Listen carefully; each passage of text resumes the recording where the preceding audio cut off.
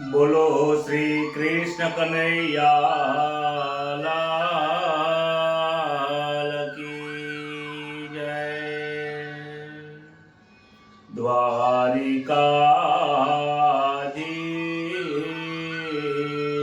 કી જય। करारविन्दे न पदारविन्दम्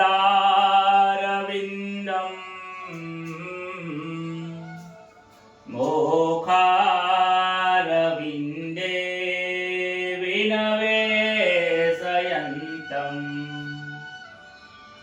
वटस्य पत्रस्य पुटे शयानम् बालमुकुन्दं मनसा स्मरामि। सच्चिदानन्दरूपाय विश्वोत्पत्त्यादिहेतवे तापत्रय विनाशाय श्रीकृष्णाय वयं नमः। प्रथम नमो गुरुदेवने लरि लरि लागो पाय मात पिता ने वंदन करो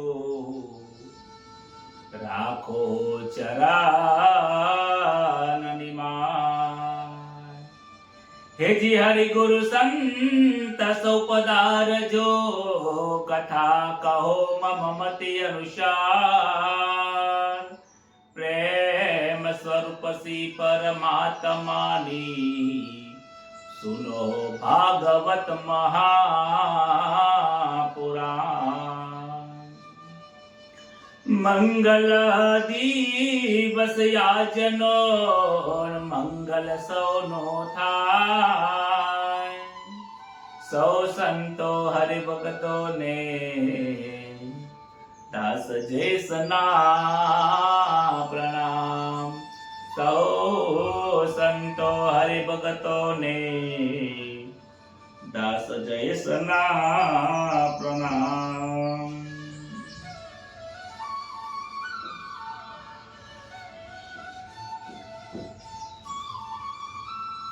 परम पवित्र એવું જે આ શ્રીમદ ભાગવત મહાપુરાણની કથા છે એ દર્શન શાસ્ત્ર છે। ભાગવતની કથા એ એવું દર્શન શાસ્ત્ર છે કે જે આ જીવાત્માને સ્વસ્વરૂપના દર્શન કરાવે છે। આ ભાગવત એક એવું દર્શન શાસ્ત્ર છે કે આ સમસ્ત વિનાશી સંસારની અંદર અવિનાશી પ્રેમ સ્વરૂપ પરમાત્માના દર્શન કરાવે છે। જેમ એક દર્પણ હોય ની નિસંકોચ પ્રમાણે નિર્દોષ ભાવે જેવું હોય એવું કહી દે છે। આ ભાગવતની કથા જેઓ સાંભળે છે, જેઓ એનું પઠન પાઠન કરે છે, જે એને જીવનમાં ઉતારે છે, એને પોતાની ઓળખાણ કરાવે છે। ભાગવતની કથામાં આપણે ગઈકાલે જોઈ ગયા જે સમુદ્ર મંથનની કથા હતી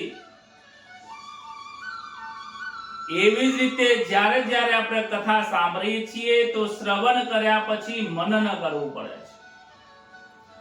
ગાય બેઠી હોય ને તો જેટલો ચારો એને જમવાનો હોય ચારો જમી લે ને ત્યારબાદ એ ચારો પૂરો થઈ જાય એનો માલિક ઘરે જતો રહે ત્યારબાદ કલાક બે કલાક પછી જે પેટમાં ચારો છે એને ધીમે ધીમે મોઢામાં લાવે છે પછી ધીમે ધીમે એને ચાવે છે એને વાગોળે છે। તમે જોજો પશુઓનું મોઢું વારંવાર ચાલુ જ હોય છે।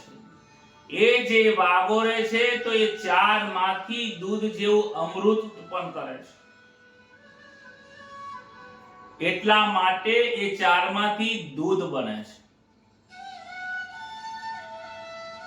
એવી જ રીતે આ ભાગવતની કથામાં અમૃત રહેલું છે.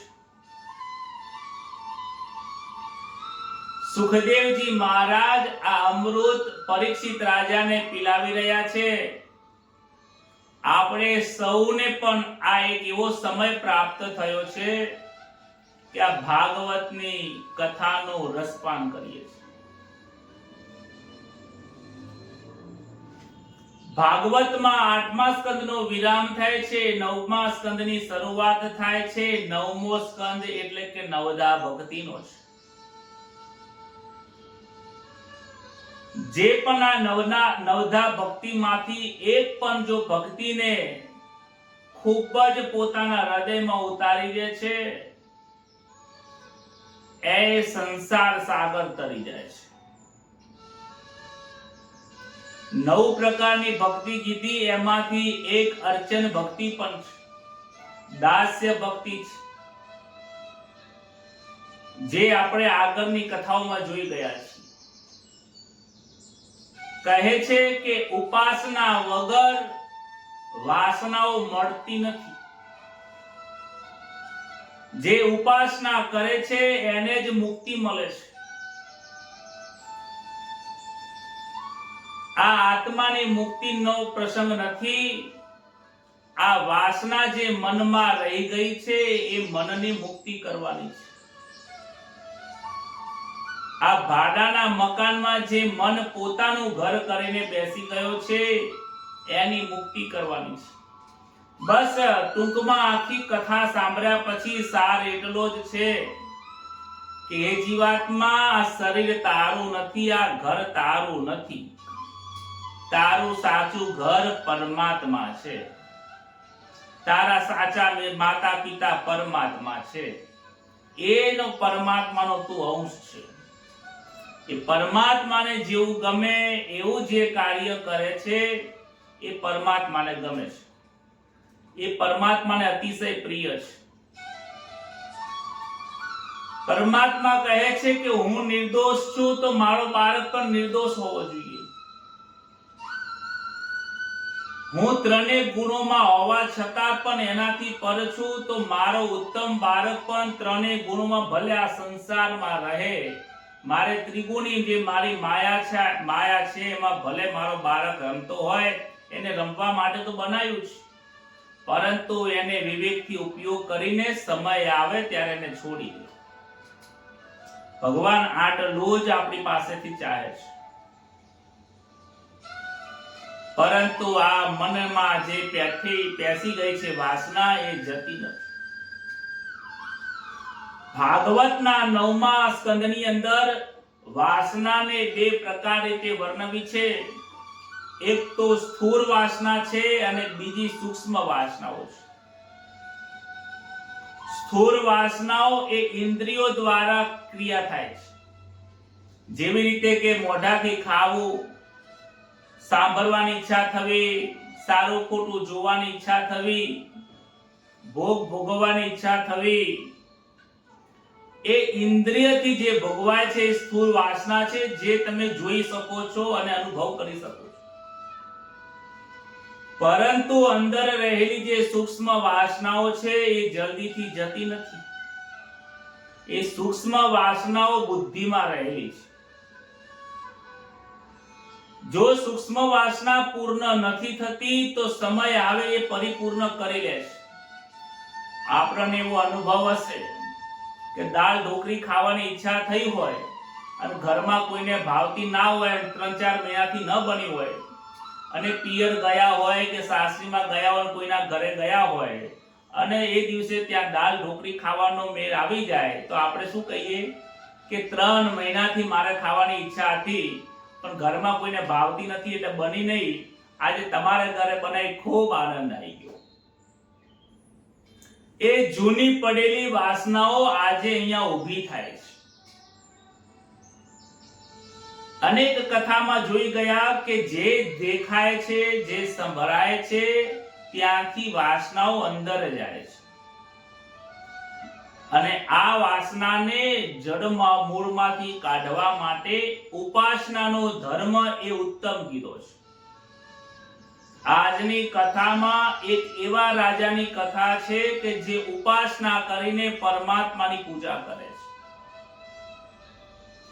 આજની કથામાં એક એવા રાજાની કથા છે કે જેમણે એમના જીવનમાં સંયમનું ખૂબ પાલન કર્યું છે, ધર્મનું પાલન કર્યું છે, અને જેટલી પણ ઇન્દ્રિયો છે એક એક ઇન્દ્રિયોને ભગવાનના કામમાં લગાવી દીધી છે.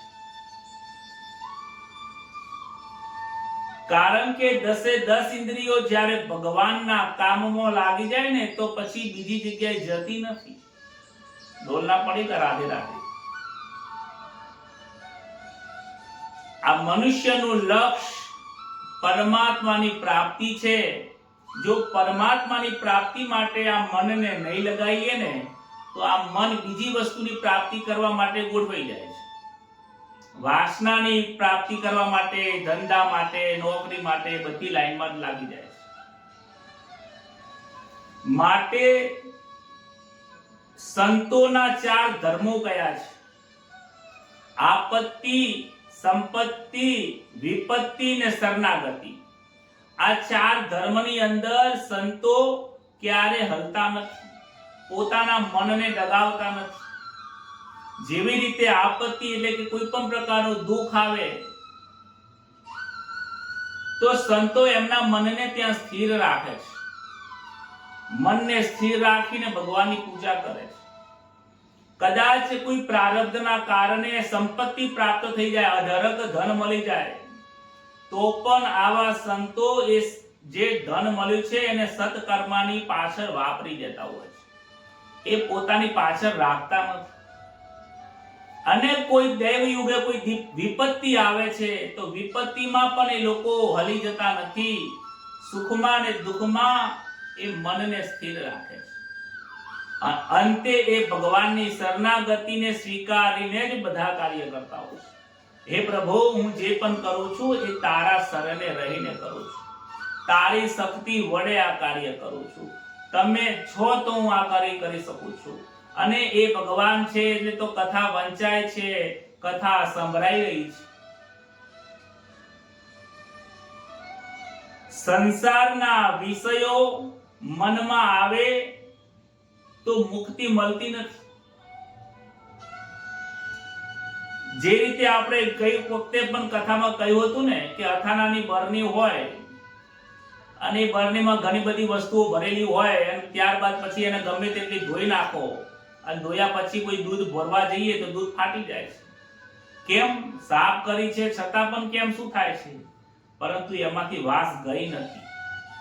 એને તડકે મૂકીને તપાવીએ અને એમાંથી દુર્ગંધ જતી રહે તો પછી એ લાયક બની જાય છે. એવી જ રીતે 10મો જે સ્કંદ છે એ ભગવાન શ્રી કૃષ્ણની લીલાઓની કથા છે. જો 10મા સ્કંદમાં પ્રવેશ મેળવવો હોય તો 9મા સ્કંદનો અધિકાર પ્રાપ્ત કરવો પડે. 9મા સ્કંદની અંદર સંયમની લીલા છે. 9મો સ્કંદ એ મર્યાદા પુરુષોત્તમની કથા છે. 9મા સ્કંદની અંદર કહે છે કે રામજી મર્યાદા છે, જેના જીવનમાં મર્યાદા હોય છે ત્યારે જ કૃષ્ણ આવે છે.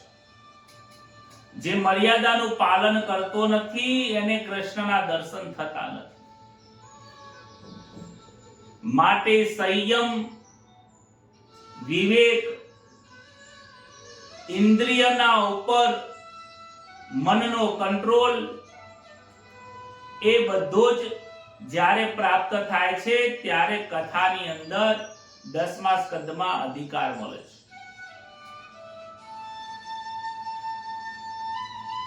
કહે છે કે રામજી કરે તે કરવાનું અને કૃષ્ણ કહે તે કરવાનું.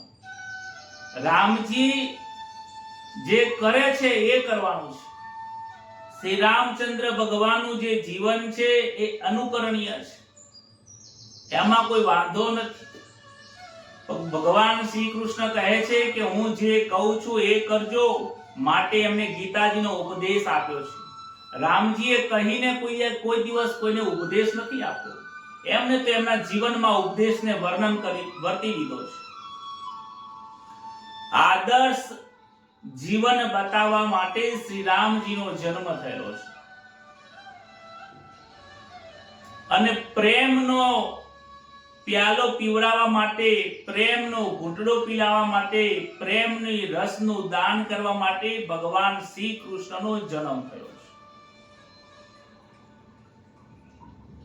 ટૂંકમાં કહીએ તો રામ એ મર્યાદા રૂપી વિવેક છે અને શ્રી કૃષ્ણ રાધા એ પ્રેમનું સ્વરૂપ છે. આગળ સુખદેવજી મહારાજ કથા કરતા કહે છે, વૈવસ્વત મનુ જ્યાં થયા હતા એમના ઘરે, જે વિવસ્વાનના ઘરે વૈવસ્વત મનુ થયેલા હતા, તેમના લગ્ન શ્રદ્ધા નામની સ્ત્રી જોડે લગ્ન થયા હતા. તેમના ઘરે 10 બાળકો થયા. એ 10 બાળકોમાં પહેલો બાળક હતો ઈશ્વાકુ. નૃગ, સરિયાતી, દિષ્ટિ, કરુપ, નરીષ્યંત, પ્રસુગ્ન, નભગ અને કવિ, આ 10 બાળકોના જન્મ થયા છે. એમાં જે દિષ્ટિના વંશની અંદર મરુત નામનો ચક્રવર્તી રાજા થયો હતો. ચક્રવર્તી રાજા એટલે આખા પૃથ્વીનો કોઈ રાજા હોય તો એક જ રાજા એને ચક્રવર્તી રાજા કહે છે, કે જ્યાં જ્યાં પૃથ્વી દેખાય ત્યાં બધું એનું જ રાજ્ય હોય. આ મરુદ નામનો જે રાજા થયો હતો એને પોતાના ગુરુને કહ્યું કે મારે યજ્ઞ કરવો છે, પરંતુ દૈત્યના ગુરુ જે બૃહસ્પતિ હતા એ ના પાડે છે કે હું યજ્ઞ નહીં કરું. ત્યારે નારદ મુનિને જઈને કહે છે કે મારે યજ્ઞ કરવો છે, મારા ગુરુજી ના પાડે છે. તો કહે છે કે તમે તમારા ગુરુજી ના પાડે છો તો તમારા ગુરુજીના જે નાના ભાઈ છે સંવર્ત કરીને, એ પણ ગુરુ સમાન જ કહેવાય, તમે એમના સરને જાઓ, એ તમને યજ્ઞ કરી આપશે. તો ક્યાં મળશે?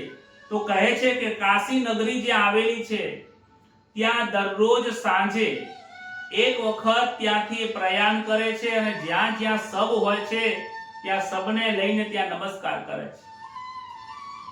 જ્યાં જ્યાં કાશીમાં કોઈ સબ જતું હોય ત્યાં નમસ્કાર કરે. નમસ્કાર શિવજીને માનીને એ નમસ્કાર કરે છે. તો માની લેજો કે સંવર્ત યોગી છે. આમ સંવર્ત યોગીને કોઈ ઓળખી શકતું નથી. એક દિવસ રાત્રે તેઓ સબ લઈને મરુત રાજા બેઠા છે અને ત્યાંથી સંવર્ત યોગી નીકળ્યા અને એ સબને 2 હાથ જોડી નમસ્કાર કરે. ત્યાં તો એ સંવર્ત યોગીના પગ પકડી લે છે. મહારાજ કે તમે સંવર્ત યોગી છો? ના પાડે છે કે હું સંવર્ત નથી. ના ના, કે તમે મારા ગુરુજીના ભાઈ છો. તો બોલ શું કામ હતું? કે મારે એક યજ્ઞ કરવો છે અને યજ્ઞ તમે મારો યજ્ઞ સંપન્ન કરો. કહે છે કે હું તારો યજ્ઞ કરવા તો જરૂર આવીશ, પરંતુ તારા ગુરુ જે બૃહસ્પતિ છે એ જો પાછળથી એમ કહેશે કે હું તમારો યજ્ઞ કરવા તૈયાર છું અને મને તું તરસોડી દઈશ, તો યજ્ઞમાં તારું નુકસાન થશે અને તારા યજ્ઞનો વિધ્વંસ કરી દઈશ. એટલે પહેલેથી તું નિર્ણય કરી લે કે તારે ગુરુ કોની પાસે કરાવવા છે. યજ્ઞ મારી પાસે કરાવવો છે કે યજ્ઞ એમની પાસે કરાવવો છે? ના, કે મહારાજ હું તમારો શિષ્ય છું, તમે મને બોધ આપો, હું તમારી કથા કરવા માટે તૈયાર છું, હું તમારી પાસે યજ્ઞ કરવા તૈયાર છું. બંને જણા તૈયાર થયા છે. આજે સંવર્ત યોગી યજ્ઞ કરાવે છે. મરુત રાજાનો જે યજ્ઞ થયો છે એવો યજ્ઞ આજ સુધીમાં ક્યારેય થયો નથી. મરુત રાજાના યજ્ઞમાં સર્વ પાત્રો સોનાના છે. બાજોટ, પાટલા, થાળી, વાટકી, ચમચી, ભગવાનની મૂર્તિઓ, દરેક વસ્તુઓ સોનાની છે. સોનાની વસ્તુઓ જોઈને બૃહસ્પતિનું મન લલચાય છે. ઇન્દ્રને કહે છે કે હું હવે યજ્ઞ કરવા તૈયાર છું. બોલો, લાલચ બુરી બલા હે. ભલ ભલા દેવતાઓને પણ લાલચ થઈ જાય છે. ત્યારે ઇન્દ્ર અગ્નિના મારફત કહે છે કે હે રાજન, હવે તમારો યજ્ઞ કરવા માટે બૃહસ્પતિ તૈયાર છે. જો તમે બૃહસ્પતિ જોડે યજ્ઞ કરાવો, નહીતર જો તમે આ સંવર્ત જોડે યજ્ઞ કરાવશો તો અમે તમારો કોઈ યજ્ઞનો ભાગ લેશું નહીં. સંવર્ત યોગી કહે છે, તમે કોણ છો યજ્ઞ ભાગ લેવા વાળા? હું બોલાવું છું એટલે તમે આવો છો. હે અગ્નિ, હું બોલાવું છું, તમારે આવવું પડશે ને દેવતાઓને કહી દો, જો યજ્ઞનો ભાગ નહીં લઈ જાય તો દરેક દેવતાઓનો હું નાશ કરી દઈશ. હે અગ્નિ, હું તને બાળીને ભસ્મ કરી દઈશ. વિચાર કરો, એ સંવત યોગી કેવા મહાન હશે, જે અગ્નિને, જે ખુદ બીજાને બાળે છે, એ અગ્નિને કહે છે કે હું તને બાળી દઈશ. તો એ ઇન્દ્રને જઈને કહી દે, અમારા યજ્ઞમાં ખલેલ ના કરશો. ત્યારબાદ યજ્ઞ સંપન્ન થાય છે. કહેવાનો તાત્પર્ય એવો છે કે મરુદગણના જેવો યજ્ઞ થયો છે એવો યજ્ઞ આ સુધીમાં કોઈએ કર્યો નથી. ત્યારબાદ એ યજ્ઞ સંપન્ન થાય છે અને રાજાને આનંદ થાય છે. ત્યારબાદ વૈવસ્વત મનુના પુત્ર નભગને ત્યાં નાભાગ થયા અને નાભાગને ત્યાં શંકર ભગવાનની કૃપાથી મહાન ભક્ત અમરીશનો જન્મ થયો છે. આ અમરીશની એક કથા છે જે ભક્તિ, મર્યાદા ભક્તિ સમજાવે છે. મર્યાદા ભક્તિના આચાર્ય ઈ અમરીશ રાજા છે. અમરીશ રાજાની જે પણ સંપત્તિ છે એ બધી જ સંપત્તિ સત્કર્મ માટે છે. કહે છે, મારા ઘરમાં જે પત્ની છે, પત્નીની સાથે બેસીને, હે ભગવાન, હું તમારું ભજન કરું છું. પત્ની તમે મને ભોગ માટે નહીં પરંતુ ભજન માટે આપી છે. પત્ની તમે મને ભોગ માટે નહીં પણ પ્રભુના ભજનમાં મને સેવાના કાર્ય માટે તમે આપી છે. હે ભગવાન, તમે મને આ જે સંપત્તિ આપી છે, જે મને તમે રાજા બનાવ્યો છે, અઢળક જે મારી પાસે સંપત્તિ છે, એ ભગવાન હું બીજે કોઈ જગ્યાએ નહીં પરંતુ પ્રભુ તમારા ચરણોમાં સત્કર્મ માટે છે. જે પોતાની સંપત્તિ સત કાર્ય માટે વાપરે છે એ સેવા યજ્ઞ છે. જે પોતાના માટે પોતાની સંપત્તિ વાપરે છે એ પાપ છે. ગીતાજીમાં ભગવાને 17મા અધ્યાયમાં આવું કહ્યું છે. જે પોતાના માટે ખાય છે, પોતાના માટે કમાય છે, જે પોતાના માટે જ જે બધા કાર્યો કરે છે, ભગવાન કહે છે એ પાપ છે. તમે તમારા માટે કરો છો તો એની સાથે બીજાનો પણ વિચાર જરૂર કરો.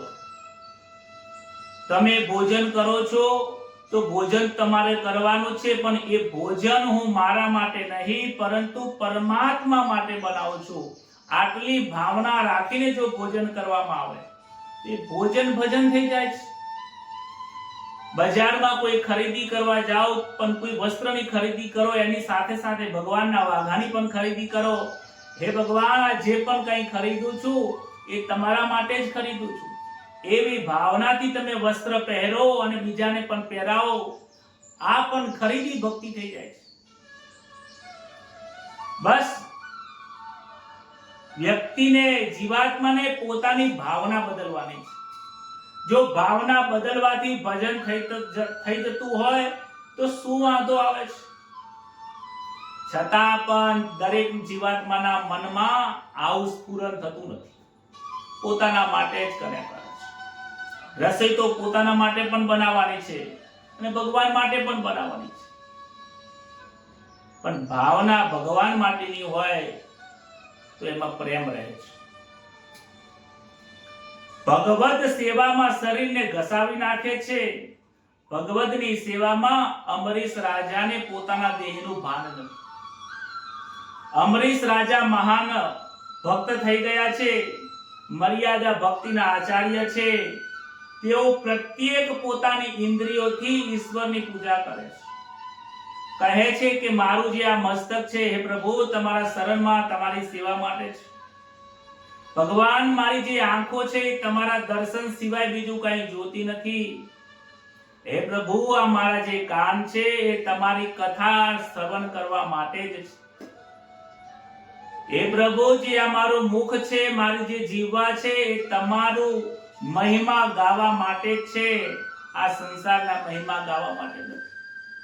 હે પ્રભુ, મારા જે હાથ છે એ તમારું આપેલી વસ્તુને તમને જ અર્પણ કરવા માટે, સત્કર્મ કરવા માટે આપ્યા છે. હે પ્રભુ, મારું જે મન છે એ તમારા જ સદાય વિચારો કરે છે. મારું જે ચિત્ત છે એ તમારું ચિંતન કરે છે. આ મારું જે અહંકાર છે, શરીર રૂપી જે અહંકાર છે, એ પણ પ્રભુ તમારા સેવામાં છે. મારા જે બે ચરણ છે, પગ છે, એ પ્રભુ તમારા મંદિરે આવવા માટે છે, તમારા દર્શન કરવા માટે છે. એક ઇન્દ્રિયથી ભક્તિ કરવી એ પરમાત્માનું ઉત્તમ ભજન છે.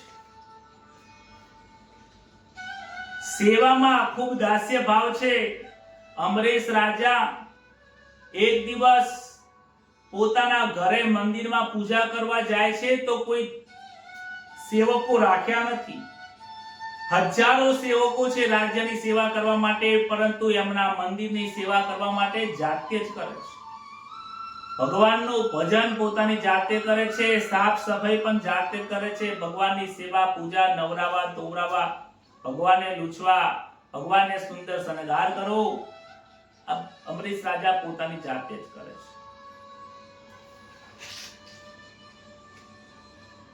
કહે છે કે અમરીશ રાજાએ એકાદશીનું વ્રત કર્યું છે. એકાદશીમાં ઉપવાસનો ધર્મ બતાવ્યો છે. પુરાણોમાં એકાદશીના વ્રતના ખૂબ વખાણ કર્યા છે. એકાદશીનું વ્રત 3 દિવસનું છે. દશમીના દિવસે એક ટાઈમ ભોજન કરવું, એકાદશીના દિવસે બંને ટાઈમ ભોજન ન કરવું, અને દ્વાદશીના દિવસે બપોરે એક ટાઈમ ભોજન લઈને પારણા કરવા. એ આગળ અને પાછળ બે એક જ વખત ભોજન કરવાનું એટલા માટે કહ્યું છે કે સંયમની જીવનમાં જરૂર છે.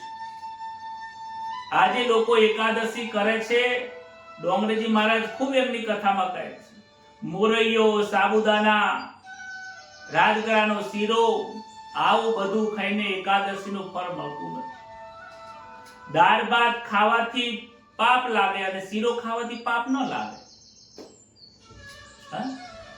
એકાદશીના દિવસે ભાત રંધાય નહીં, અનાજ રંધાય નહીં, તો અનાજ ખાવાથી પાપ લાગે. તો શીરો, બટાકાનું શાક, ફરાળી કઢી, ફરાળી પાતરા, હવે તો શું ન જાણે શું મળે છે. આ બધું ખાવાથી દોષ ન લાગે.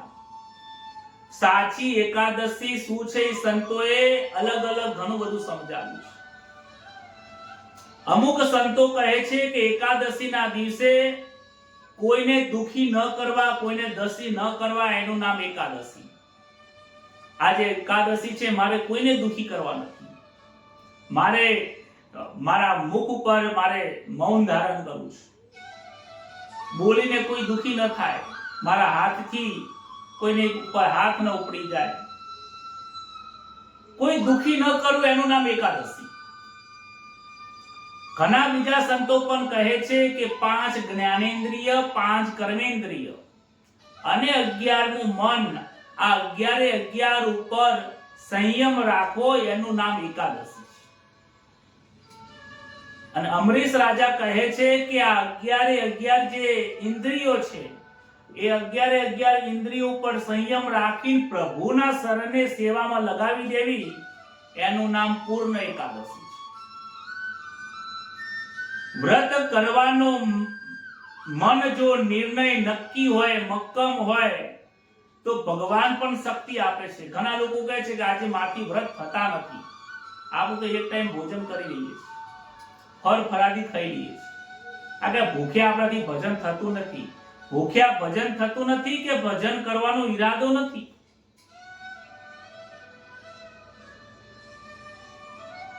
ઉપવાસનો મહિમા એટલા માટે છે, કહે છે કે ઉપ એટલે નજીક, વાસ એટલે કે રહેવું.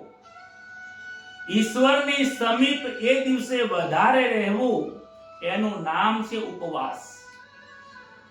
ઉપનો મતલબ બીજો થાય છે વધારાનું. વાસ એટલે જમાડવું. આપણે ભાદરવો મહિનો ચાલે છે, બધા વાસ કરે છે ને, જમાડે છે ને. બ્રાહ્મણોને જમાડે, અતિથિને જમાડે, કાગડાને જમાડે. ભાદરવા મહિનામાં જમાડવાનો ખૂબ મહિમા છે. ઉપ એટલે વધારાનું, વાસ એટલે જમાડવું. આજનું મારું જે ભોજન છે, હું ભોજન ન કરતા બીજાને હું ભોજન કરાવીશ, એનું નામ ઉપવાસ છે. પહેલા જમાનામાં એવું હતું કે આટલું બધું ધન ધાન્ય ઘરમાં ભરેલું નતું. આજે તો એટલું બધું ભેગું કર્યું છે કે 3 પેઢી સુધી ખૂટે એવું નથી. ઘણા લોકોને 100 પેઢી સુધી ખૂટે એવું નથી.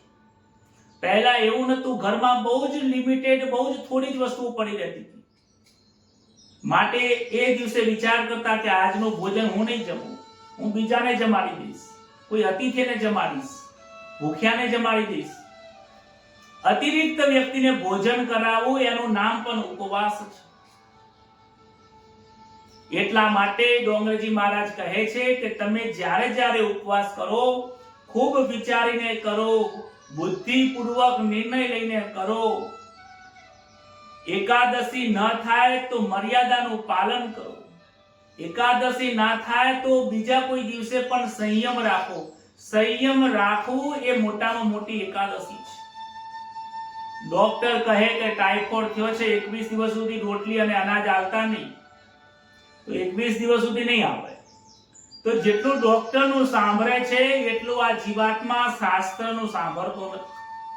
પછી કે મને એકાદશીનું વ્રતનું ફળ મળતું નથી. ક્યાંથી મળે? ધન્ય એકાદશી, એકાદશી કરીએ તો વૈકુંઠ પામીએ. વૈકુંઠ આ અમરીશ જેવા લોકોએ કર્યું હોય, અમરીશ જેવા જીવાત્માઓએ કર્યું હોય, અમરીશે કર્યું એવું સમજીને કરવામાં આવે, એ લોકોને તો વૈકુંઠ મળે છે. અમરીશ રાજાને મળી ગયું, આપણને નથી મળતું. એનું કારણ શોધવાની જરૂર છે. આ પ્રમાણે અમરીશ રાજા વિધિપૂર્વક એકાદશીનું વ્રત કર્યું છે, પોતાના જીવનમાં સંયમનું પાલન કર્યું છે, ઉપાસનાનો ધર્મ ખૂબ સારી રીતે સમજાવ્યો છે. યમુના નદીના કિનારે સ્નાન કરીને ઘરે આવ્યા છે, પૂજા કરી ભગવાનને ઠાકોરજીને પ્રસાદ ધરાયો, પારણું કરવાની તૈયારીમાં હતા. એટલામાં દુર્વાસા મુનિ આવે છે. અહો મહારાજ, ગુરુ મહારાજ પધારો પધારો, સ્વાગત છે. સ્વાગત કરે છે. મહારાજને કહે છે પ્રભુ ભોજન તૈયાર છે, તમે આજે દ્વાદશીનો દિવસ છે, તેરસ બેસવાની તૈયારીમાં છે, આ ભોજન આરોગી લો. કહે છે કે અત્યારે 11 વાગ્યા, હે રાજન હું યમુનામાં સ્નાન કરીને આવું ત્યાં સુધી તું મારી રાહ જોજે અને પછી સાથે બેસીને ભોજન લેસીશું. અમરીશ રાજા કહે છે કે મહારાજ મારે એકાદશીનું વ્રત છે, દ્વાદશીના દિવસે પારણા કરવાના છે, ટૂંક સમયમાં દ્વાદશી પૂરી થઈને ત્રયોદશી બેસવાની છે, માટે મારે ત્રયોદશી બેસે એની પહેલા મારે પારણા કરવા પડશે. પ્રભુ વિનંતી કરું છું તમે જલ્દીથી આવજો. ત્યારે યમુના નદીના કિનારે દુર્વાસા મુનિ જાય છે, સ્નાન સંધ્યા કરે છે, ગાયત્રી માળા કરવા માટે બેસી ગયા છે. જ્યારે માળા કરે છે ત્યારે દુર્વાસા મુનિનું મન ઈશ્વરમાં તલ્લીન થઈ ગયું છે. માળા કરતા કરતા દુર્વાસા મુનિનું મન તલ્લીન થઈ ગયું છે, ભગવાનમાં લાગી ગયું છે, જાણી જોઈને ભૂલ કરી નથી અને મોડું થઈ ગયું છે. ઘરે બધા રાહ જોઈ રહ્યા છે, મુનિ મહારાજ આવે ત્યારે પારણા કરીએ. પારણા કરવાનો સમય વીતી રહ્યો છે. બ્રાહ્મણો બેસે છે, બ્રાહ્મણો કહે છે મહારાજ તમે પારણા કરી લો. ના પાડે છે કે હું પારણા કરું તો મહારાજ આવશે, તૈયારીમાં જ. તો કે એમને કેટલો સમય લાગે? સવારના ગયા છે, પરંતુ એક કામ કરો, ભગવાનની પાસે ચરણામૃત પાણી પડ્યું છે, એ ચરણામૃત હાથમાં લઈ તમે આચમન કરી લો. પાણીનું જળ ગ્રહણ કરવું એ ભોજન નથી, પરંતુ પારણા થઈ જાય છે.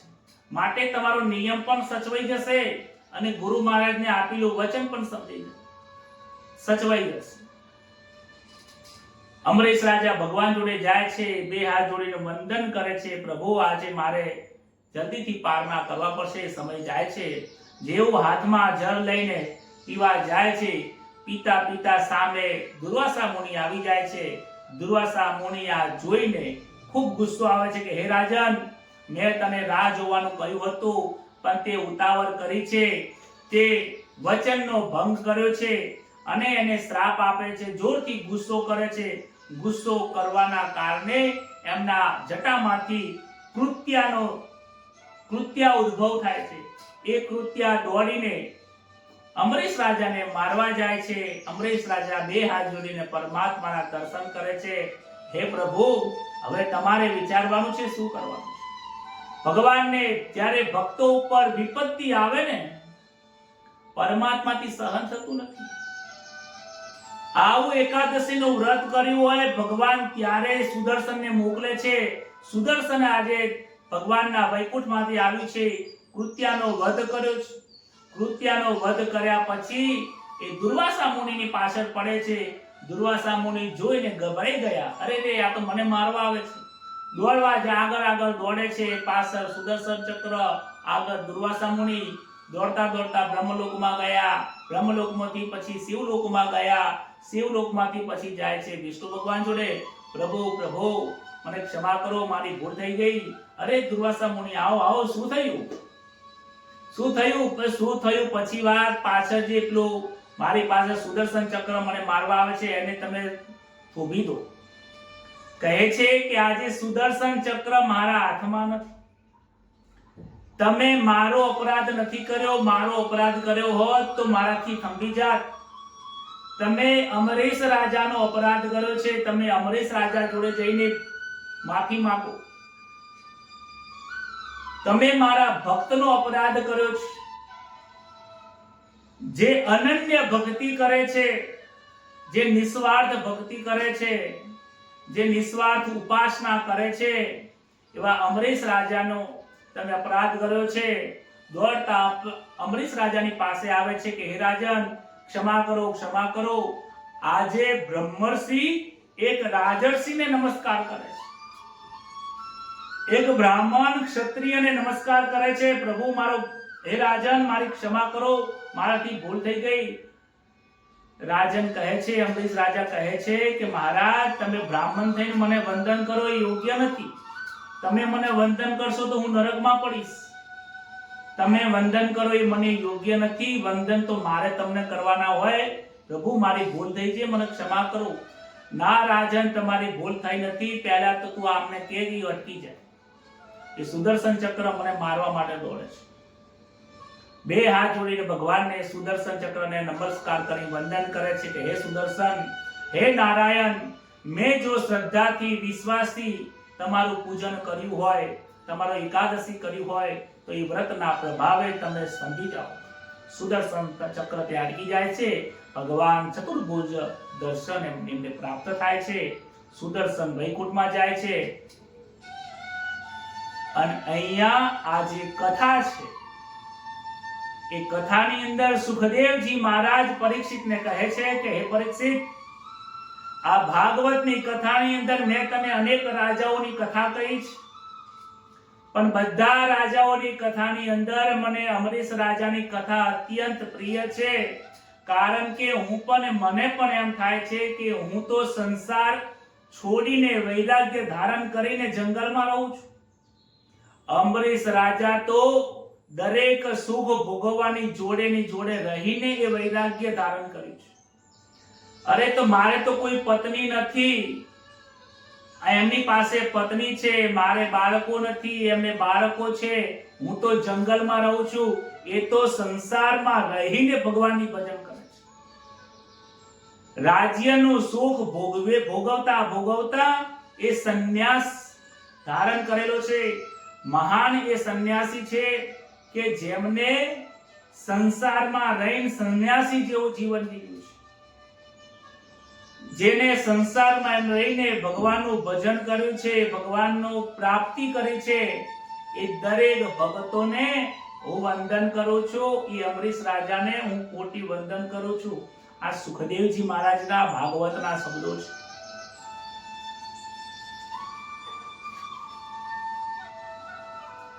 કહે છે ભગવાન, તમે ભૂખ્યા છો કે જમેલા છો? તમે શું ગાધું, શું પીધું, ભગવાન એ જોતા નથી, પરંતુ એની પાછળનો ભાવ જોવે છે. તમારી ક્રિયાની પાછળ રહેલો જે ભાવ છે ને એ બહુ મહત્વનો છે. ભગવાન શ્રી કૃષ્ણને 16,000 રાણીઓ હતી, છતાં પણ એ બ્રહ્મચારી જ કહેવાતા. અને જંગલમાં રહેલા ઋષિઓ અનેક પ્રકારનું ભોજન કરવા છતાં પણ સદાય ઉપવાસી કહેવાતા. આ સદા ઉપવાસી અને શ્રી કૃષ્ણ 16,000 રાણીઓ હોવા છતાં પણ સદા બ્રહ્મચારી એટલા માટે કહેવાય છે કારણ કે એમનું મન એના સાથે જોડાયેલું નથી. આસક્તિથી એ દૂર છે. શરીર છે, શરીરના ગુણધર્મો પ્રમાણે, શરીરના ધર્મ પ્રમાણે વ્યવહાર જે થતો હોય એ થવાનો, પરંતુ એ વ્યવહારમાં ભરી ન જવું, એ વ્યવહારથી સાથે સંકળાઈ ન જવું, એનું બહુ જ ધ્યાન રાખવું પડે છે. એ જે વ્યવહાર થાય એ વ્યવહાર પ્રભુને મનમાં સ્થિર રાખીને જો કરવામાં આવે, પ્રભુનો વિચાર કરીને જો કરવામાં આવે, એ ક્રિયાને પ્રભુના થકી થાય છે એવી ભાવનાથી કરવામાં આવે, તો એ ભગવાનનું ભજન બની જાય છે. વિષયમાં વૈરાગ્ય વગર ભક્તિનો જન્મ થતો નથી. ત્યારબાદ આગળની કથા કહે છે કે આગળ મનુ મહારાજનો જે ઈક્ષ્વાકુ વંશ હતો, એની અંદર ઈક્ષ્વાકુને ત્યાં વંશમાં મદાંત નામનો રાજા થયો. તેમને 50 કન્યાઓ થઈ. તેમનું લગ્ન સૌરભી ઋષિ જોડે થાય છે. સૌરભી ઋષિ એમના જીવનમાં વૈરાગ્ય ધારણ કરી અનેક જગ્યાએ ભજન કરવા માટે નીકળી ગયા હતા. જંગલમાં ગયા, જંગલમાં ભજન કરતા હતા, સત્સંગ કરતા હતા. અને જ્યાં ભજન અને સત્સંગ કરતા કરતા એમના જ્ઞાનનો વિકાસ થયો, તો બીજા વનવાસી લોકો ત્યાં ભજન સત્સંગ સાંભળવા આવતા. હવે ભજન 1 કે 2 કે 5 લોકો હોય ને તો સારું ભજન થાય, પણ જ્યાં હજારો લોકો બેઠા હોય ને ત્યાં ભજન નથી થતું.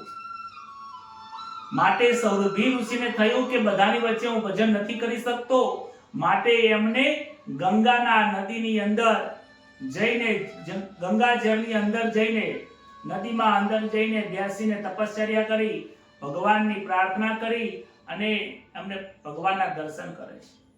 અને જ્યારે ત્યાં અંદર સમુદ્રની અંદર, નદીની અંદર એ તપ કરતા હોય છે, ત્યારે એમને એક માછલા અને માછલીનો પ્રસંગ જોવે છે. એનાથી એમના મનમાં સુખ ભોગવવાની ઈચ્છા થાય છે. ત્યારબાદ એમને લગ્ન કરવાની ઈચ્છા થઈ. મદાંત રાજાની પાસે આવે છે, કહે છે તમારી એક પુત્રી મને આપો લગ્ન કરવા માટે. રાજા વિચાર કરે છે, 80-90 વર્ષની ઉંમર થઈ ગઈ છે, હવે આ ડોહાબાને કોણ આપે? મારી દીકરીને આપીશ, દીકરી પણ દુખી થશે. હવે જો નહીં આપું તો મને શ્રાપ આપશે. કહે છે કે તમે કાલે મારા રાજ્યમાં આવજો, મારી દીકરીને જે તમે ગમે એની સાથે લગ્ન થઈ જશે. ત્યારે બધા જે ઋષિ છે, સૌરભી ઋષિ, એ પોતાના તપોબળથી 20 વર્ષની ઉંમર ધારણ કરી લે છે, ભર જવાની આવી જાય છે અને અનેક રૂપ ધારણ કરીને, સૌંદર્ય ધારણ કરીને રાજમહેલમાં જાય છે. જેવા રાજમહેલમાં જાય છે એવા 50-50 કન્યાઓ અંદરો અંદર ઝઘડવા લાગે છે. કહે છે મારે લગ્ન કરવા છે, મારે લગ્ન કરવા છે. આ સુંદર પુરુષને જોઈને 50-50 કન્યાઓ મોહાઈ જાય છે. રાજા વિચાર કરે છે આ તો એકના લગ્ન કરવાના હતા, તો 50-50 કરવા માંગે છે. 50-50 કન્યાના લગ્ન સૌરભી ઋષિ જોડે કરાવી દીધા.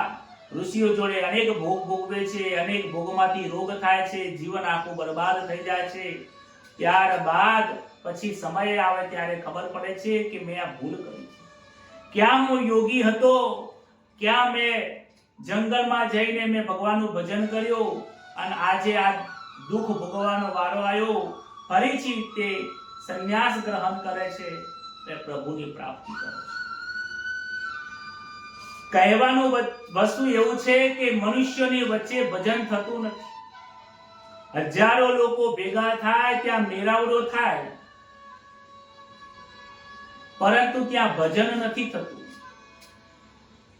ત્યારબાદ સૌરભી ઋષિને જગતને બોધ આપે છે, કામી અને વિલાસી માણસોની વચ્ચે રહેશો નહીં, અને એમની પાસે રહેશો તો બ્રહ્મ જ્ઞાન ત્યાં ટકતું નથી. ત્યારબાદ સાગરનો પુત્ર ચક્રવર્તી રાજા અશ્વમેઘ નામનો યજ્ઞ કરે છે. અશ્વમેઘ યજ્ઞ કરતી વખતે ઘોડાને છોડવામાં આવ્યો. એ ઘોડાને ઇન્દ્ર ચોરીને લઈ જાય છે અને કપિલ મુનિનો જે આશ્રમ છે ત્યાં બાંધી દે છે. ત્યારબાદ સાગરના પુત્રો અંશુમાન એ ઘોડાને જોવા માટે નીકળ્યા અને કપિલ મહારાજના આશ્રમમાં આવીને જોવે છે તો ત્યાં અનેક પ્રકારના ત્યાં ઘોડા બાંધેલા હતા. ત્યાં એમને લાગ્યું કે આ ઘોડા કપિલ મુનિએ બાંધ્યો છે. કપિલ મુનિને જેવા મારવા જાય છે, લડવા જાય છે, કપિલ મુનિની આંખો ખોલે. જેવી આંખો ખોલી ત્યાં તો બધા જ સાગરના જે પુત્રો આવ્યા હતા ઘોડાને લેવા માટે એ બળીને ભસ્મ થઈ જાય છે. ત્યારબાદ એમનો પુત્ર ફરીથી ઘોડાને ગોતવા નીકળે છે. ખબર પડી કે અહીંયા મારો ઘોડો છે તો કપિલ મુનિના આશ્રમમાં આવે છે. કપિલ મુનિને સ્તુતિ કરે છે, વંદન કરે છે, પ્રભુ ક્ષમા કરો, અમારા પૂર્વજોથી ભૂલ થઈ છે, ક્ષમા કરો. કહે છે આ ઘોડો મેં નથી બાંધ્યો, ઇન્દ્રએ તમારો આ ઘોડો ચોરીને મારા આશ્રમમાં બાંધ્યો છે. મહારાજ કે હવે જે થઈ ગયું થઈ ગયું, પરંતુ અમારા જે આ પિતૃઓ જે છે જે બળીને ભસ્મ થઈ ગયા છે એમનો ઉદ્ધાર થાય એવું કંઈ કાર્ય બતાવો. કહે છે કે આકાશમાંથી સ્વર્ગમાંથી જ્યારે ગંગાજી આવે અને ગંગાજીમાં આ બધા સ્નાન કરે તો જ એમનો ઉદ્ધાર થઈ શકે છે. ગંગાજીને લાવવા માટે અંશુમાને તપ કર્યું છે અને એમની આખી પેઢી જતી રહી. ત્યારબાદ એમનો પુત્ર દિલીપ હોય છે. દિલીપ પણ ભગવાનનો ત્યાં તપ કરે છે. દિલીપને પણ આખી પોતાનું જીવન વ્યતીત થઈ જાય છે. અને ત્યારબાદ ભગીરથ રાજા આવે છે. ભગીરથ રાજાએ અનેક વર્ષો સુધી તપ કર્યું. તપના પ્રભાવે ત્રણ પેઢીના પુણ્ય ભેગા થયા હોય ને ત્યારે ગંગાજી પ્રગટ થાય છે. ગંગાજી કહે છે કે હું આવું તો ખરી, પરંતુ જો હું સ્વર્ગમાંથી નીચે ઉતરીશ તો મારો જે ધારાનો ભાર છે એ આ પૃથ્વી સહન નહીં કરી શકે. માટે મહાદેવજીને પ્રાર્થના કરે છે. મહાદેવજી એમના જટામાં ધારણ કરે છે અને એમાંથી એક ધારા આ પૃથ્વી ઉપર વહેતી થાય છે, જે આજ સુધી અનેક યુગોથી આજ સુધી એ ગંગાજીની ધારા ઉત્તર પ્રદેશની અંદર આજે પણ વહી રહી છે. પૂરા ભારતની ફરતી અંદર ફરતી સાગરમાં મળે છે. ત્રણ પેઢીઓનું પુણ્ય ભેગું થાય ત્યારે ભગવદ પ્રાપ્તિ થાય છે. તમારે અને આપણી સૌની પણ ત્રણ પેઢીઓ આવી ગઈ છે. ત્રણ જન્મો થયા છે ત્યારે આજે આપણને આ ભાગવતની કથાનું રસપાન કરવા પ્રાપ્ત થયું. કહે છે કે શિવજીના મસ્તકે જ્ઞાન ગંગા વહે છે, વિષ્ણુના ચરણમાં જ્ઞાન ગંગા છે અને સદગુરુ મહારાજ અને સાચા સંતોના મુખમાંથી જ્ઞાન ગંગા અવિરત વહેતી હોય છે. આ ભાગવતની જે જ્ઞાન ગંગા છે એ પણ આપણા પૂર્વ જન્મનું પુણ્ય છે. એના કારણે આપણને પ્રાપ્ત થઈ છે. કહે છે કે બે ઘડીની અંદર ખટવાંગ રાજાએ પોતાનું જીવન આત્મ કલ્યાણ અર્થે જીવન સુધારી દીધું હતું. રાજન, તારી પાસે 7 દિવસ છે. ખટવાંગ રાજા પાસે ફક્ત 2 કલાકનો જ સમય હતો, છતાં પણ એમને પોતાના સમયને સુધારી લીધો. આ બધી કથા ફક્ત સાંભળવા માટે નથી, વિચાર કરવાનું છે, મનન કરવાનું છે. જો એમને 2 કલાકની અંદર ભગવાનનું ભજન કરે, ભગવાનનો આનંદ કરીને ભગવાનની પ્રાપ્તિ કરી હોય તો આપણને કેમ પ્રાપ્ત ન થાય? નારદજી ત્યારબાદ કહે છે રઘુ રાજા, ખટવાંગ રાજા ગયા પછી દીર્ઘ બાહુ થયા છે. દીર્ઘ બાહુના ત્યાં રઘુ રાજાનો જન્મ થયો છે. રઘુ રાજા અતિ જ્ઞાની હતા, અતિ ઉદાર હતા. એમને એમના જીવનમાં ફક્ત એક લંગોટી જ ધારણ કરી હતી, કેવળ એક વસ્ત્ર રાખ્યું હતું, બાકી બધું જ એમને દાન કરી દીધું, જેના કારણે આખા જગતની અંદર સંસારમાં એમની પ્રસિદ્ધિ ખૂબ થઈ હતી. રઘુ રાજાની કીર્તિ જેટલી થઈ હતી એટલી કીર્તિ આજ સુધીમાં કોઈની થઈ નથી. એ કીર્તિ વધી માટે સૂર્ય વંશમાંથી આજે એ વંશનું નામ રઘુવંશ પડ્યું છે. રઘુવંશના ત્યાં અજ થયા છે અને અજને ત્યાં દશરથ રાજા થયા છે. દશરથ રાજા એમના જીવનમાં સંતાન નથી, કહે છે રામજીના જન્મમાં અનેક કારણ બતાવે છે. દશરથ રાજાને ત્યાં રામજીનો જન્મ થયો હતો. એ રામજીના જન્મ થવાનું કારણ ઘણું બધું છે. કહે છે કે કારણ વિના કાર્ય થતું નથી.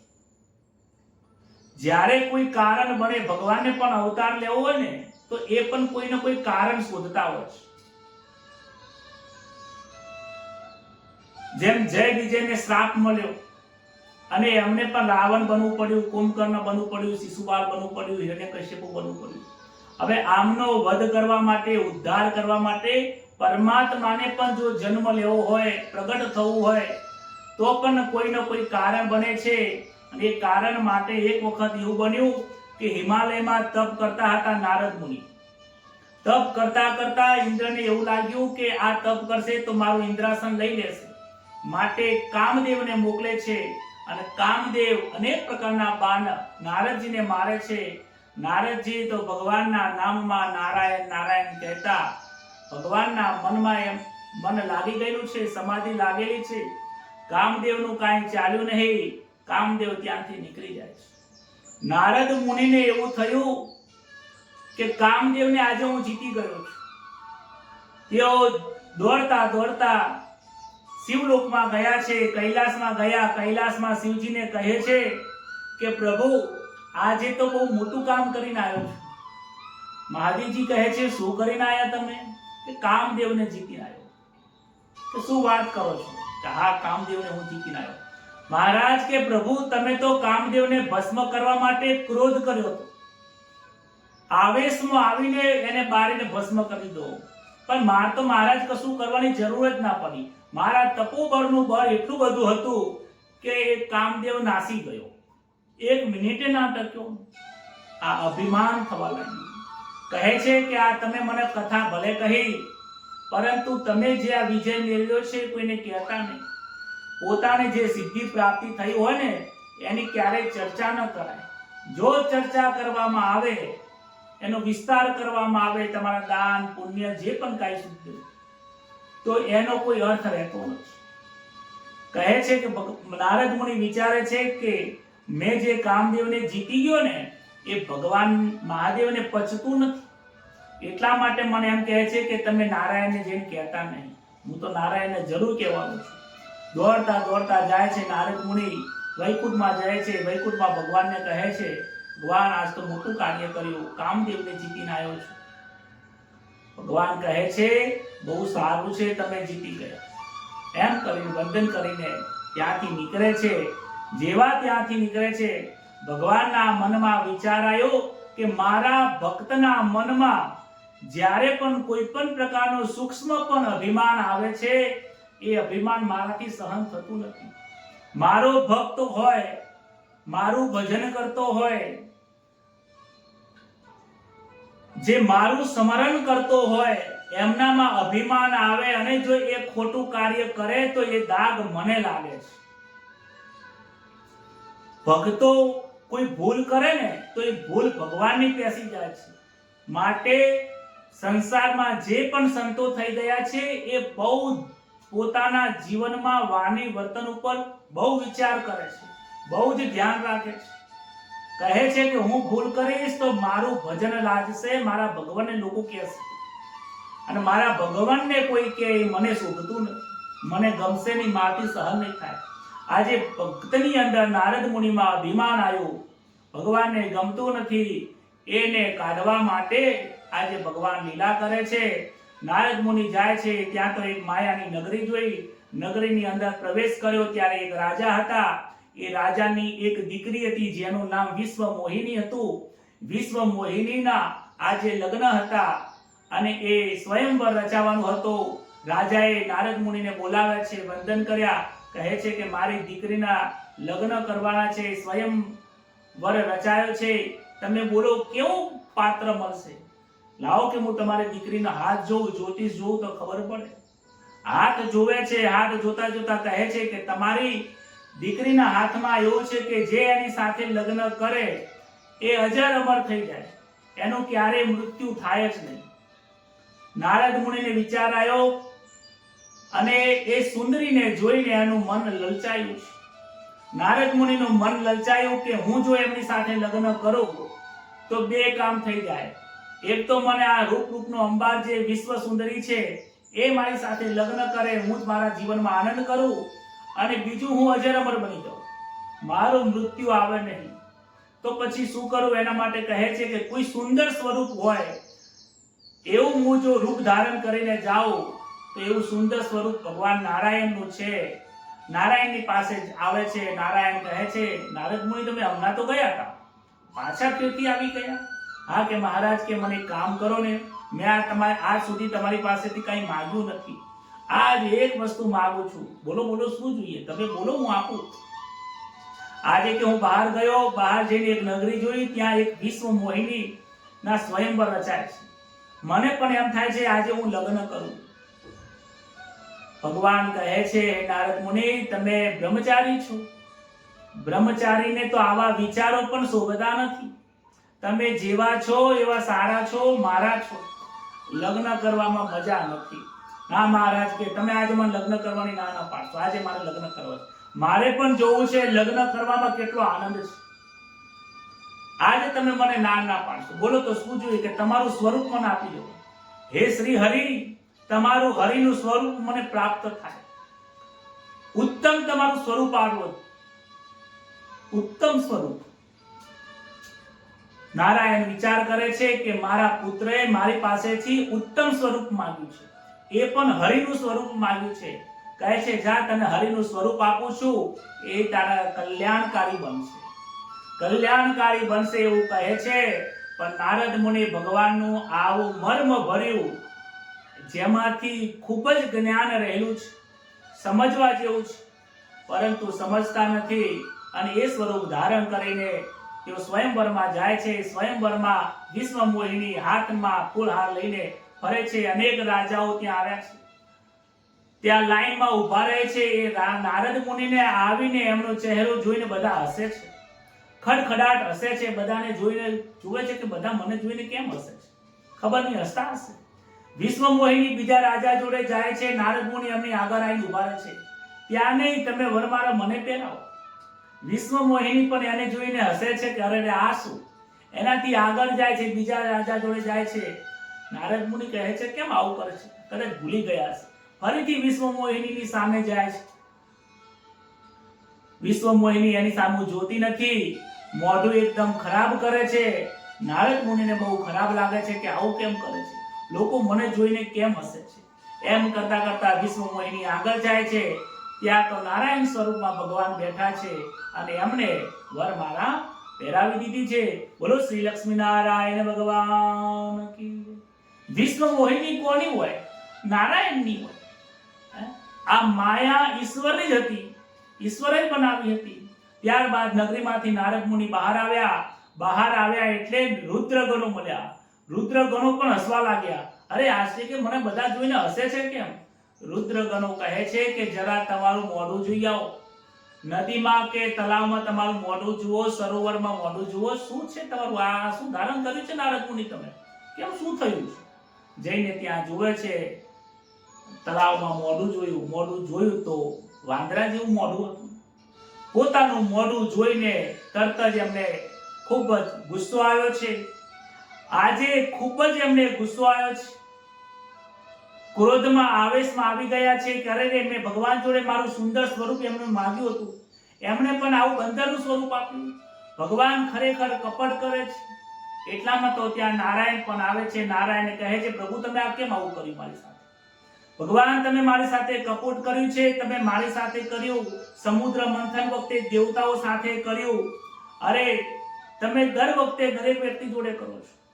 અમૃત દેવતાઓને આપી દીધું, દાનવોને તમે કઈ આપ્યું નહીં, અને જે જહેર હતું એ મહાદેવજીને પીરાઈ દીધું. આ તો શું તમારી રીત છે? તમે દર વખત કપટ કરો છો. જાઓ, હું તમને શ્રાપ આપું છું, તમારે મનુષ્ય થવું પડશે. મનુષ્યમાં સ્ત્રીના વિયોગમાં જેમ હું સુંદરીના વિયોગ લગ્ન કર્યા વગર રહ્યો, તમારે સ્ત્રીના વિયોગમાં ભટકવું પડશે. અને તમે મને જે વાનર બનાવ્યો ને પ્રભુ, તમારે પણ વાનર બની વાનરનો સહારો લઈને પત્નીને શોધવા માટે નીકળવું પડશે. ભગવાન હસતા હસતા કહે છે કે હે નારદ, તારો આ શ્રાપ હું મારા મસ્તક ઉપર ચડાવું છું. એમ કરીને ભગવાને પોતાની માયા હતી લઈ લીધી. જેવી માયા ઉતારી દીધી, મોહ ઉતરી ગયો.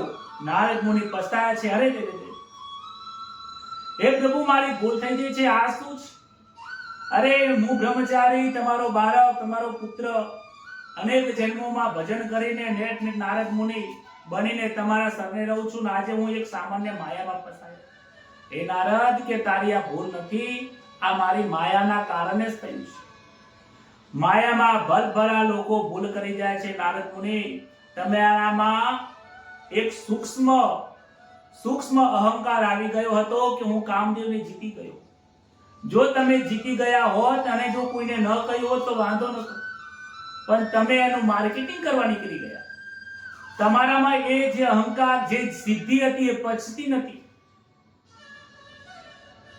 માટે તમને આ દુઃખ પ્રાપ્ત થયું. અને આ પણ મારી માયા છે, મારે પણ રામા અવતારમાં જવાનું છે, મારે પણ જન્મ લેવાનો છે. તારો શ્રાપ નથી, તારા શ્રાપને હું વરદાન માનું છું. ભગવાનને કહે છે, પ્રભુ, મારાથી ભૂલ થઈ છે, ક્ષમા કરો. મેં જાણ્યા વિચાર્યા વગર ગુસ્સામાં આવેશમાં આવું તમે વાણી બોલી દીધી. પ્રભુ, કાંઈક તમે કરો. કે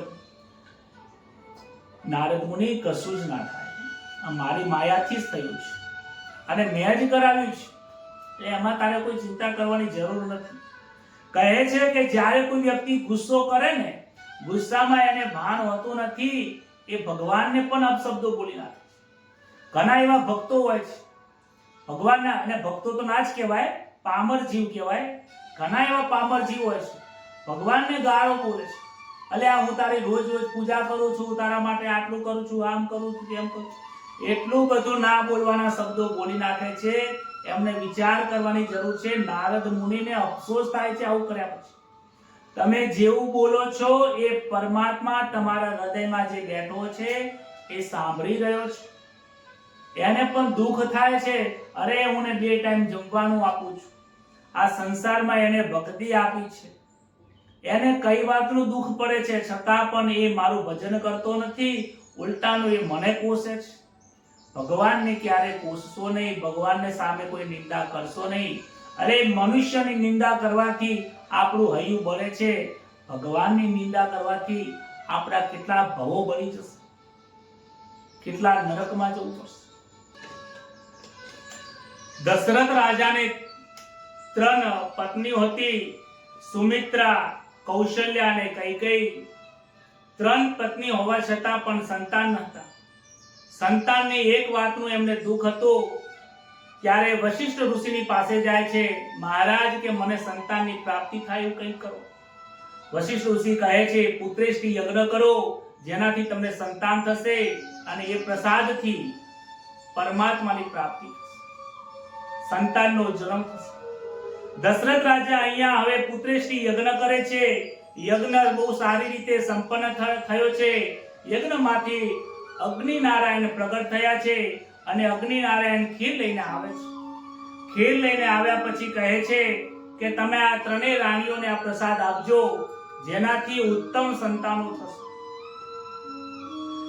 એ યજ્ઞ સંપન્ન થયો છે. ખીર દશરથ રાજાએ હાથમાં લઈને 3 રાણીઓ પાસે જાય છે. પ્રથમ કૌશલ્ય માતાને એમાંથી અડધો ભાગ, કૌશલ્ય માતાને ખીરનો અડધો ભાગ પ્રસાદમાં આપે છે. ત્યારબાદ સુમિત્રાને આપે છે અને એના પછી કૈકેયીને આપે છે. કૈકેયીને છેલ્લે પ્રસાદ આપવામાં આવ્યો, એટલા માટે એને દુઃખ થાય છે કે મને પ્રસાદ છેલ્લે કેમ આપ્યો, મને પ્રથમ પ્રસાદ કેમ ના આપ્યો, મને છેલ્લે કેમ આપ્યો. એમ હાથમાં ખીર રાખીને બેઠી છે, પોતાના પતિની જોડે વાતો કરે છે, દશરથ રાજાની જોડે. એટલામાં તો આકાશમાંથી એક સમરી ઉડતી આવે છે. હાથમાંથી પ્રસાદ જે હતો એ લઈને નીકળી જાય છે. તે લઈને નીકળી જઈ અને પહાડ ઉપર અંજની દેવી તપશ્ચર્યા કરતા હતા, એમના ખોળામાં જઈને પડે છે. અંજની દેવી વિચાર કરે છે કે આ ખીરનો પ્રસાદ છે, નક્કી મારા પ્રભુએ મને મોકલાવ્યો છે. અને અંજની દેવી એ પ્રસાદ આરોગે છે, જેનાથી ગર્ભ રહે છે. અને ત્યાં હનુમાનજી મહારાજ પ્રગટ થાય છે. બોલો શ્રી હનુમાનજી મહારાજ કી જય. ત્યારબાદ કૈકેયીને ઘણું બધું દુઃખ થયું. અરે મારી પાસે પ્રસાદ હતો એ પણ સમડી લઈ ગઈ.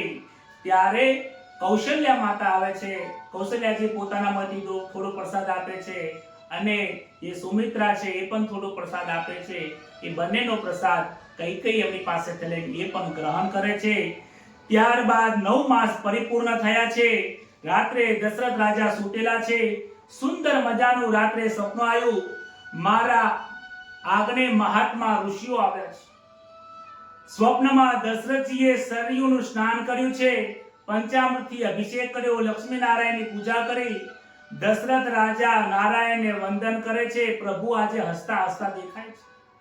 સ્વપ્નમાંથી જાગ્યા. સવારમાં જઈને વશિષ્ઠ ઋષિને જઈને કહે છે કે મહારાજ, હે ગુરુદેવ, મને આજે રાતે સપનું આ પ્રકારે સપનું આવ્યું. સપનામાં આવેલી હકીકત સાંભળીને કહે છે કે આ સપનું કેટલા વાગે આવ્યું? તો સવારના પરોઢિયે આવેલું તું બ્રહ્મ મુહૂર્તમાં. મહારાજ કે તમને આજે સપનું આવ્યું છે ખૂબ સુંદર છે. આ સપનાથી એવું સાબિત થાય છે કે તમારા ઘરે કોઈ પરમાત્માનો જન્મ થવાનો છે, કોઈ સિદ્ધ પુરુષનો જન્મ થવાનો છે અને એનું ફળ તમને 24 કલાકમાં મળી જશે. રાજાને આનંદ સમાતો નથી. આજે મારા ઘેર પ્રભુ પધારવાના છે. સરયુમાં સ્નાન કરી નારાયણની સેવા કરે છે. બીજી બાજુ કૌશલ્યા માતા ભગવાનનું ધ્યાન કરે છે. પવિત્ર દિવસ થયો છે. રામનવમીનો દિવસ છે. ત્યારે તો રામનવમીનો દિવસ આવ્યો અને શિવજી અને એમના ગણો અયોધ્યાની નગરીમાં ફરે છે અને ફરતા ફરતા લોકો પૂછે છે કે આ કોણ છે? આ કયા બાવાજી આયા છે? કહે છે કે અમે સદાશિવ જોશી છીએ. કારણ કે જલ્દીથી આવી ગયા. ભગવાનના દર્શન કરવા માટે પહેલા આવી જાય છે. દેવો, યક્ષો, ગંધર્વો, આકાશમાં બ્રહ્મા, વિષ્ણુ બધા લોકો તૈયારી કરવા બેઠા છે. પ્રતીક્ષા કરી બેઠા છે કે પરમાત્મા શ્રી રામનો હવે જન્મ થવાનો છે. કહે છે કે અતિશય આતુરતા વગર ભગવાનનો જન્મ થતો નથી. ભગવાન પ્રગટ ત્યારે જ થાય છે કે જ્યારે અતિશય ભાવ હોય છે, અતિશય લાગણી હોય છે, અતિશય તીવ્ર જિજ્ઞાસા પ્રાપ્ત થાય ત્યારે પરમાત્માના દર્શન થાય છે. પરમ પવિત્ર સમય થયો. ચૈત્ર માસના શુક્લ પક્ષની 9મી તિથિ આવી છે. બપોરના 12 વાગ્યા. સૂર્યનારાયણ મધ્યમાં આવ્યા છે. રઘુનાથજી પ્રગટ થયા છે. બોલો શ્રી રામચંદ્ર ભગવાન કી જય. રામજીનો પ્રગટ થયો છે. આજે નિર્ગુણ નિરાકાર પરમાત્મા સગુણ સાકાર સ્વરૂપમાં બન્યા છે. આકાશમાંથી દેવો અને ગંધર્વોએ પુષ્પની વૃષ્ટિ કરી છે. માતાજીને આજે પ્રભુએ પોતાના ચતુર્ભુજે દર્શન કરાવ્યા છે. સંઘ ચક્ર ગદાપદ્મમાં ભગવાને ધારણ કરીને દર્શન કરાવ્યા. માતાજીએ ભગવાનના દર્શન કરીને કહે છે, પ્રભુ તમે આ પ્રમાણે રહેશો તો હું વાત્સલ્ય ભાવ કેવી રીતે બતાવી શકીશ? તમે 4 હાથમાંથી 2 હાથના થઈ જાઓ, મારા ખોળામાં બેસો, માં કહીને બોલાવો તો મને આનંદ થાય. ત્યારબાદ 2 હાથવાળા બાળક બન્યા છે. દાસીઓને ખબર પડી કૌશલ્યા માતાના ખોળામાં બાળક બિરાજે છે. દાસીઓ વધાઈ આપી છે. કૌશલ્યા માતા પોતાનો 9 લાખ સોનાનો હાર દાસીઓને આપે છે ને, દાસીઓ કહે, માં આજે અમારે આ સોનાનો હાર નથી જોતો, અમારે તો આ સોના રૂપી અમારા લાલો છે ને, લાલો ભયો હોય એ લાલાના દર્શન કરવા છે. આજે દાસીઓ પણ પૈસા ભૂલીને, ધન ભૂલીને પરમાત્માના દર્શનમાં મન મોકાય છે. બીજી દાસી દોડતી રાજાની પાસે જાય છે. રાજાને કહે છે, મહારાજ વધાઈ હો, નારાયણ આવે છે. દશરથ રાજાને થયું, આજે વૃદ્ધા અવસ્થાના સમયમાં ઘણા વર્ષે મને આજે પુત્ર પ્રાપ્ત થયો. દશરથ રાજાને એમને પુત્ર વૃદ્ધા અવસ્થામાં પ્રાપ્ત થયો. જ્યારે રામજીનો જન્મ થયો ત્યારે દશરથ રાજાની ઉંમર 9999 વર્ષની હતી. 10,000 વર્ષની ઉંમરે આટલું લાંબુ આયુષ્ય હતું. એટલા વર્ષની ઉંમરે એમને ઘણા વૃદ્ધ ઉંમરની અંદર એમના સંતાનની પ્રાપ્તિ થઈ છે. આનંદનો કોઈ પાર રહેતો નથી. એ પણ પુત્ર કોણ? પરમાત્મા સાક્ષાત પુત્ર રૂપે આવ્યા છે. સુંદર શણગાર રચ્યો, ગણપતિનું પૂજન કર્યું, પુણ્યવાચન કર્યું, નામની શ્રાદ્ધ પિતૃઓના વંદન કરીને બને એટલું બધું દાન આપ્યું છે. આજે અયોધ્યામાં એટલું દાન કર્યું છે કે અયોધ્યામાં કોઈ ગરીબ રહ્યું જ નથી. ત્યારબાદ વશિષ્ઠ ઋષિ મંત્રનો ઉચ્ચાર કરી મધ લઈને આવે છે, મધને પણ અભિમંત્રિત કરે છે મંત્ર દ્વારા. ત્યારબાદ મધને લઈને અંદર જાય છે. અંતઃપુરની રાણીઓમાં છડીનો પોકાર થયો છે કે હટો હટો, મહારાજ આવી રહ્યા છે, મહારાજ આવી રહ્યા છે. પરંતુ રૂમની અંદર એટલી બધી ભીડ જામી ગઈ છે, સૈનિકો દાસીઓ બધા એટલા બધા દર્શન કરવા માટે નીકળ્યા છે કે આજે અંતઃપુરમાં જગ્યા જ નથી. આજે કોઈ નિયમ પાળવા માટે તૈયાર થતે નથી, કારણ કે જ્યાં ભગવાનના દર્શન થાય ને ત્યાં બધું ભાન ભૂલી જવાય છે. ત્યારે કહે છે વશિષ્ઠ ઋષિ આગળ થયા છે હરિના દર્શન કરવા, પણ એ આગળ થયા, પાછળ દશરથજી આવે છે, પરમાનંદ થયો છે, રામજીના દર્શન કરીને કૃતાર્થ થયા છે. રાજા દશરથ આજે આનંદથી ભાવ વિભોર થયા. નિરાકાર બ્રહ્મ સાકાર થઈને પુત્ર સ્વરૂપે પ્રાપ્ત કરીને એમને ભવ તાર્યા છે. રામના જન્મનો ઉત્સવ થયો છે, દેવતાઓ રાજી થયા, ફક્ત ચંદ્ર નારાજ થયો છે. ચંદ્ર નારાજ થયો છે. સૂર્યનારાયણ ભગવાનના દર્શન કરીને સ્તબ્ધ થઈ ગયા, સ્થિર થઈ ગયા છે. સૂર્યનારાયણ હવે આગળ ચાલતા નથી, કારણ કે એ પણ દર્શનમાં મોહાઈ ગયા છે. ચંદ્ર નારાજ થયો છે, ભગવાનને પ્રાર્થના કરે છે, હે પ્રભુ તમે આ શું કર્યું? આજે સૂર્ય ઉભો રહ્યો છે, મારે તમારા દર્શન કરવા છે, ઉભો રહેતો નથી. બધા જ ને આનંદ થયો છે. ચંદ્ર એક જ એવો છે કે જે નારાજ થયો છે. ભગવાન કહે છે કે હે ચંદ્ર, તું ચિંતા કરીશ નહીં, તને હું મારા નામ સાથે જોડી દઈશ. માટે એમનું નામ પડ્યું છે રામચંદ્ર. છતાં પણ એને આનંદ થતો નથી. ના ભગવાન, ભલે તમે મારું નામ તમારી સાથે લઈ લો, પરંતુ મારે તમારા દર્શનમાં મારે આનંદ કરવો છે. રામજી આશ્વાસન આપતા કહે છે કે તું ચિંતા કરીશ નહીં. આ વખતે મેં જે સૂર્યને પ્રથમ મેં દર્શન આપ્યા છે, આ વખતે બધા લોકોને ભીડ જામી છે દર્શન માટે. તું ચિંતા કરીશ નહીં. કૃષ્ણ અવતારની અંદર બધા જ સૂતા હશે અને તને એકલાને પ્રથમ દર્શન થશે. માટે ચિંતા કરીશ નહીં. ભગવાન બાલકૃષ્ણ પ્રગટ થયા છે ત્યારે આખું નિંદ્રામાં હતું. કૃષ્ણનો જન્મ થયો ને ત્યારે આખું જગ નિંદ્રામાં હતું. જે નિંદ્રામાં હોય ને એને દર્શન થતા નથી. દશરથીએ 12 સ્વરૂપ જોયું, હૃદય ભરાયું છે, આનંદ થયો છે. દશરથ રાજાની આંખો અને રામની આંખો મળી લાલાએ ગાલમાં સ્મિત કર્યું છે. દશરથ રાજાએ રામજીના બાળકના જીભ ઉપર અને મધ ચટાડે છે. કહે છે વશિષ્ઠ ઋષિને કે મહારાજ, હું મધ ચટાડું છું, તમે કોઈ મંત્ર તો બોલો. વશિષ્ઠ ઋષિ કહે છે અત્ર વેદા અવેદા ભવંતિ, અત્ર વેદા અવેદા ભવંતિ. મને તો આ પ્રભુના દર્શન કરવામાં વેદો પણ ભૂલી ગયા છે. આજે હું વેદો અને શાસ્ત્રોનું જ્ઞાન ભૂલી ગયો છું. તમે મને આજે મંત્ર બોલવાનું કહેશો નહીં, બસ મને જો આજ દર્શન કરવા દો. વશિષ્ઠ ઋષિ કહે છે હું આજે બધું ભૂલી ગયો છું. ત્યારબાદ જ્યારે ભગવાનના દર્શન થાય છે ને ત્યારે લૌકિક ભાવ ભૂલાઈ જાય છે. જ્યાં સુધી લૌકિક ભાવ છે ત્યાં સુધી દર્શન થતા નથી.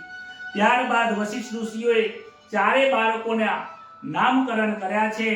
કૌશલ્યા માતાના પુત્રનું નામ કહે છે રમંતે યોગિનઃ યસ્મિન ઇતિ રામઃ.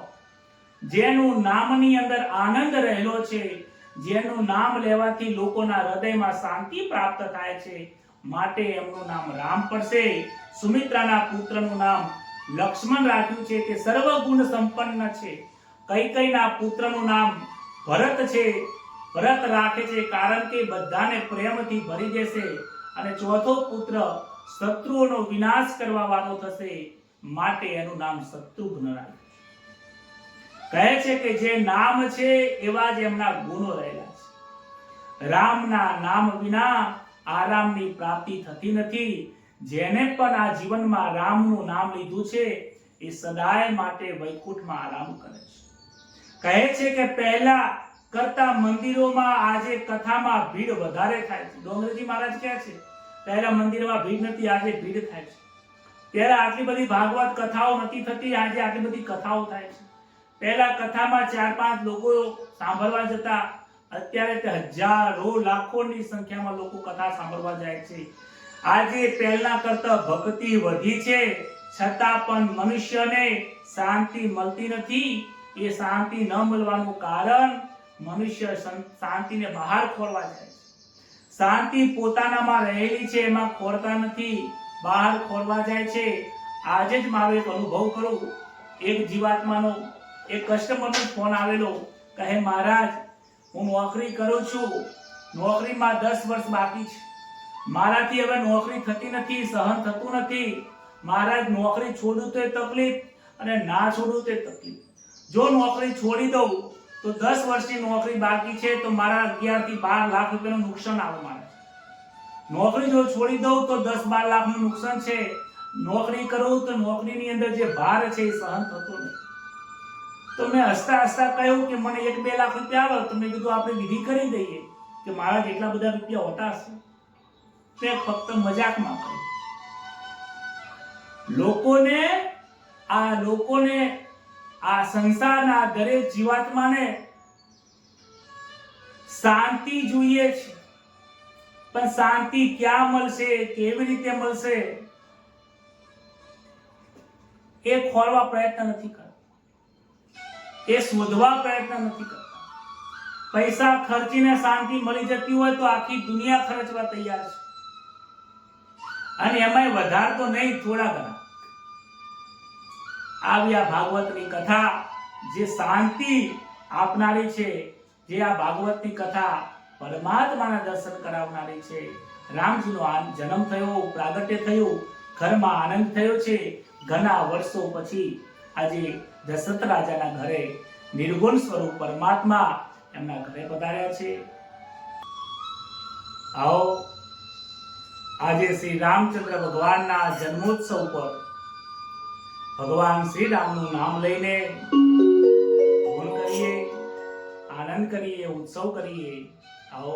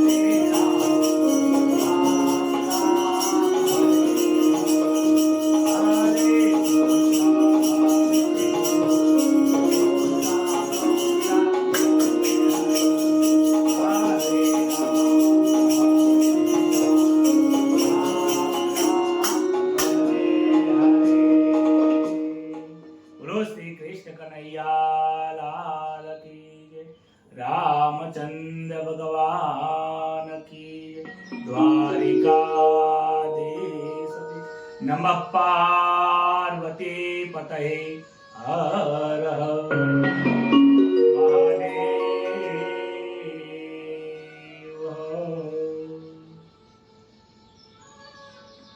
આજની કથા જે અમરીશ રાજાની ભાવ અને ભક્તિથી અમને જે પરમાત્માનું પ્રાપ્તિ કરી, એકાદશી વ્રતનો જે મહિમા આપણને સમજાવ્યો. દશરથ રાજા અને ભગીરથ રાજા એમના વંશની અંદર જે ભક્તિ થઈ ગઈ અને જે વૈરાગ્ય, ભક્તિ અને જ્ઞાન ત્રણનો સમન્વય દશરથ રાજાના ત્યાં થયો, ત્યારે પરમાત્માને એમને ત્યાં દર્શન થયા છે. આવું પણ આપણા જીવનની અંદર ભગવાનને પ્રાર્થના કરીએ આપણું જીવન પણ આની અંદર હંમેશા મારે પ્રભુમય રહે, પ્રભુના દર્શન થાય, એ જ અપેક્ષા સાથે સૌને જય શ્રી કૃષ્ણ, શુભરાત્રિ.